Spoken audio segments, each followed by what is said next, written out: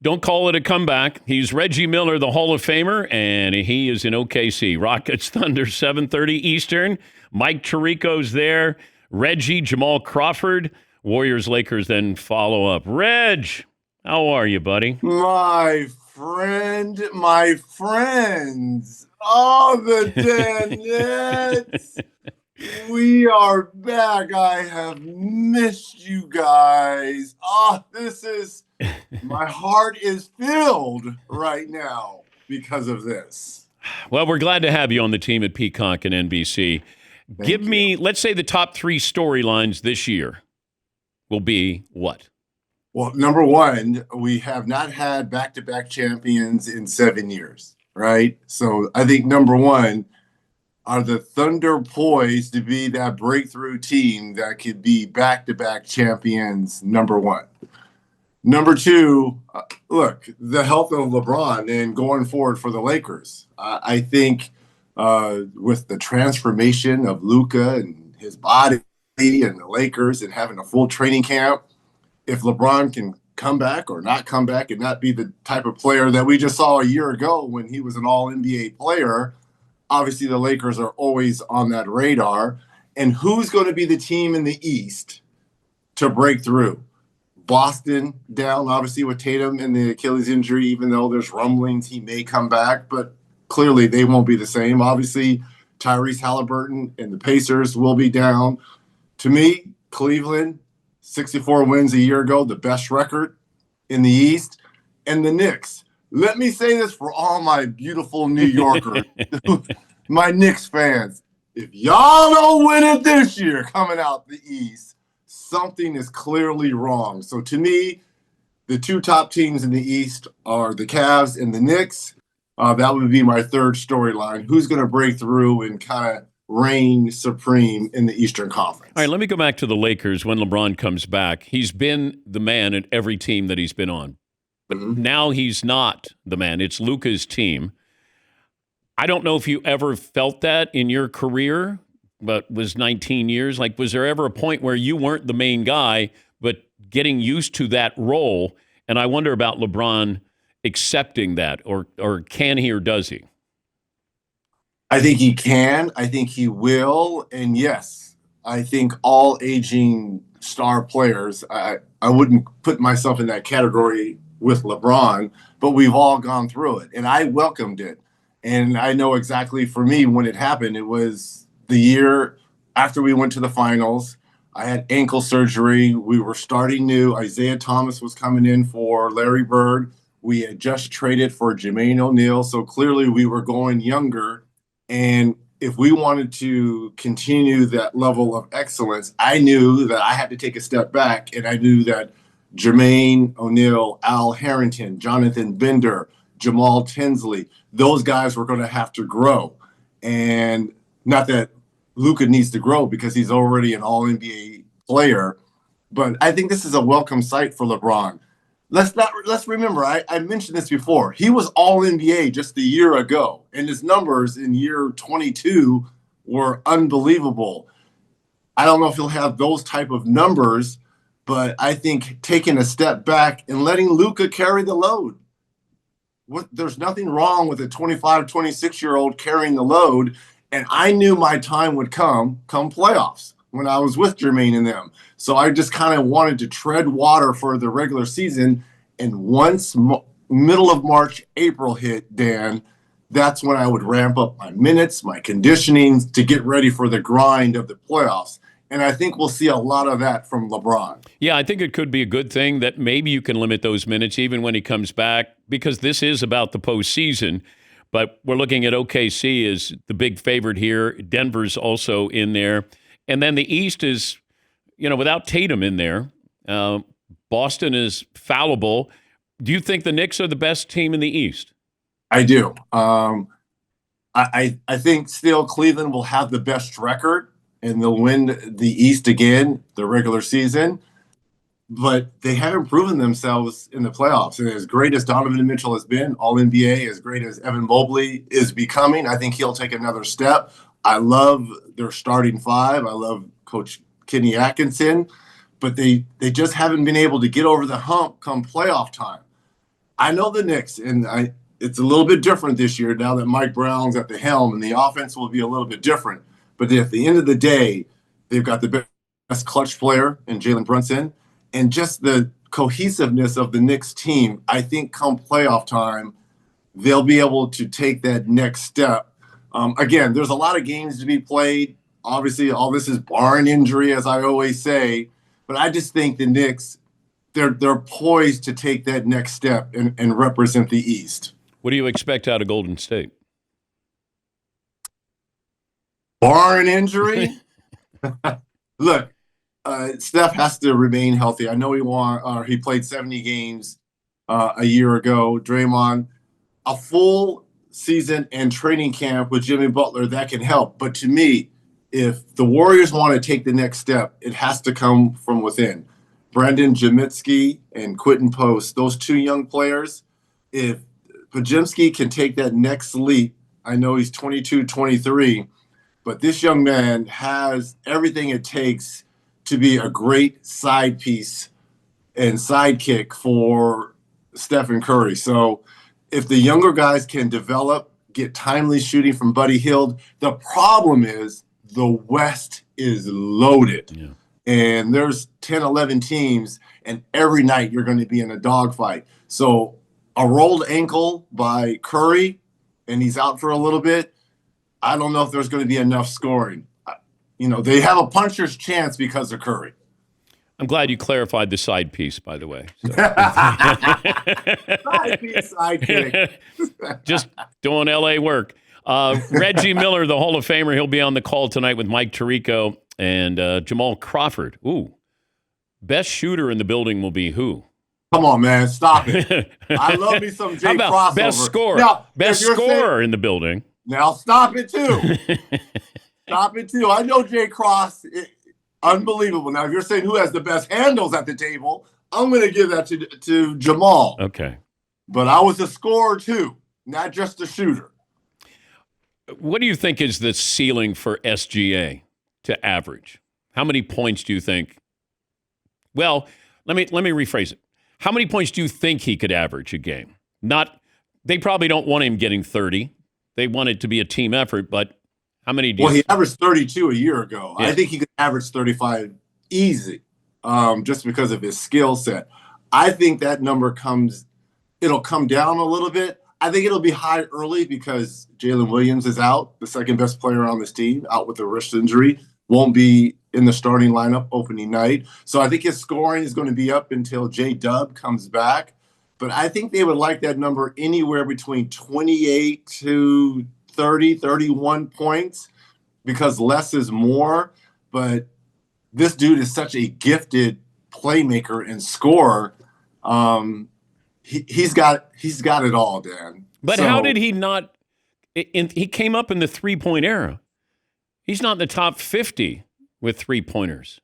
But I think he's developed it to keep teams honest. He can knock them down, but he's a throwback. He's an old-school type player that likes to get to the mid-range.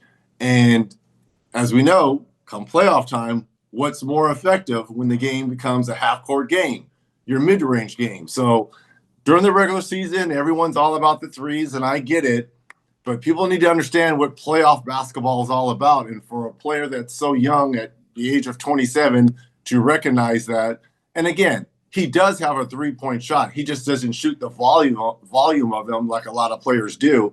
He understands where his bread is buttered. Michael Jordan's role at NBC, what have you been told? Absolutely nothing. You're not curious? Oh, I am very curious. I can't wait. I mean, to have him a part of whatever part he wants to play in this broadcast, I'm all for it. Yeah, it's great, but they don't tell us anything. I'm very low, man, on the totem pole. No, you got to ask Tirico. I'm probably below you. You got to ask Tirico. Tirico, I think it's going to be sort of like Kobe, inside the mind of Kobe, details. Wouldn't you like to see that? I would love to see that. Yeah. And hear that. You imagine if he was a color commentator on a game, he would just roast people, wouldn't he? Wouldn't it? But that would be great, including us, including his partners. Not only the players on the court, but he would be roasting Jericho, Jamal, myself. But I can't wait. But can great players get inside their own heads to explain? Like sometimes, and I only go from memory, where I asked John McEnroe, I said, how do you do what you do? And he goes, I don't know, I just do it. I don't know if great players analyze what made them great. Well, look, I will say what's made Charles Barkley great on TV is that it comes from a place of honesty. That's kind of MJ. MJ is front and center. He's not going to sugarcoat anything. Mac was the same way. When you listen to Mac on all those unbelievable, Wimbledons and French Opens and U.S. Opens, it comes from a place of honesty because of experience. Number one, they've been there. They're champions. But they're just telling it like it is. And I think a lot of people at home, they appreciate that. Kevin Durant, 2 more years, $90 million. This is the perfect for him, though, Theodore. Just think about this. When I watched Houston a year ago, I love the young talent. I love the heart. I love being well coached by Ime. They had all the pieces. But against Golden State in that first round, when those games got tight, as good as a champion as Fred VanVleet is, he's only 6'1", and he can only do so much. Now you go out and get arguably one of the best closers, scorers, shooters that this game has ever seen. And oh, by the way, even though he says he's 6'10", 6'11", he's really like 7'1". This was the perfect fit for him. A veteran surrounded by some young gunslingers and well coached, a good bench, perfect move. And this is how diabolical the league is. Are you kidding me? Opening night, we're going to send him back to the place where he won an MVP, knowing that there is so much, I should say, animosity towards him in this building. Oh, by the way, we're going to raise the banner and get our championship rings while you look on. You can't write a better script than that, Theodore. Okay, what do you think his career would have been like had he stayed in OKC? I think they would have won a championship if him and Russ were here. I really do. I mean, when you were up 3-1 against Golden State, they were supposed to be going head-to-head, battle for the next 5 or 6 years. I really do believe they would have won a championship here together. I do. I think the Rockets are the tallest starting 5 in the NBA. Does that sound right? Yes, they are. And they're starting it tonight. And that's going to be interesting because if I'm OKC and I'm Cason Wallace and I'm Alex Caruso and I'm SGA, I'm going like this. Remember, the Thunder had the number 1 defense a year ago. They forced the most turnovers in 17. They had the most steals a game in 10. So right now, who's bringing the ball up? Amin Thompson, who's great, but he's 6'8", 6'9". I mean, this is Reed Shepherd, second-year player out of Kentucky, coming off the bench. If I'm the Thunder, they're like, bring it on. Bring it on, big lineup. But it has its advantages because they can beat them on the board. So there's give and take, but you're playing into OKC's hands with that big lineup. Victor Wembanyama added some weight. Yes. And he's scary. Yeah, I picked Luka to be the MVP this year. It feels like Wembanyama is going to come in, and then once he figures a little bit more out, gets the right people getting him the ball in the right places, I think he'll be the best player in basketball, best two-way player in the game. Well, at some point, yes. I think we can. We don't even have to pencil him in for the defensive player of the year. Should we go straight to the pin? It should have been. He should have won it before. He should have been last year, but he didn't qualify for games, right? Yeah. He was running away with it. Yeah. So if he obviously qualifies for games this year, he'll clearly win Defensive Player of the Year. And to your point, I think he will be in the top 5 in the MVP voting. Who do you have MVP? It'll either be Jokic or Luka, to your point. Yeah. Then SGA. Then it's between Giannis and Victor as the top 5. Does Giannis end his season in Milwaukee?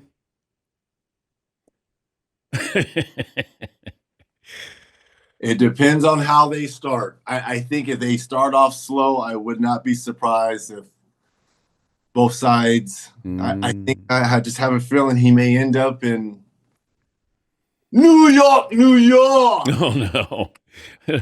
They got Karl Anthony Towns, the best shooting big man of all time. Self-declared. He may be the best shooting big man in Milwaukee. Who is the best shooting big man of all time? Are we considering Dirk, right? Dirk Nowitzki's a big man, right? I would say Dirk. I would say Arvydas Sabonis was a great big Bill Laimbeer, good shooting big man. Obviously, Karl Anthony Towns, we mentioned him. But I would say Dirk. He changed. I think he changed the game, though, right? Yes, I'm going with Dirk. By the way, I got you career high 57. Jamal Crawford career high 52. So Okay. might want to bring that up. But he's had more 50-plus games. So I'm going to give him credit on that. Look, we both can lace it up now. Oh, I know, but his highlight reel, he's still running it. Yeah. Well, he's 15 years younger than I am. So okay. He's chasing around. His son is a baller, by the way. 15-year-old son. Yeah. He can ball. But White Chocolate's still playing, Reggie. Have you seen those pickup highlights with Jason? I have. Yeah, but those are all heavily edited. Heavily edited. It doesn't. He's still making these plays. Yes. Yeah. He's about your age, isn't he? I don't know how old he is. Jay Will's still. I don't want you out there getting injured. No, Jay Will is 49. I'm trying to save my Achilles too. Yes. One bad move. It's over. It's over. Jay Will's 49. Okay, that's 11 years younger than me. You and I are the same age. You look Theodore. better. You look better than Jay Will, though. See, black don't crack. Hey, lots of water. Have fun tonight. Great to talk to you. We'll talk to you next week. Yes, partner. Theodore, my Danettes. We back, baby. We are back. You want to be starting something? Cue the music. Want to be starting something? Got to be starting something. He's a good announcer and shooter. Not a good singer. He's Reggie Miller, and he'll be on NBA Tip-Off tonight. That's NBC. Mike Tirico will be on play-by-play, and Jamal Crawford will be there, followed by the Warriors-Lakers at 10:30 Eastern. We'll take a break. We're back after this. Last call for phone calls.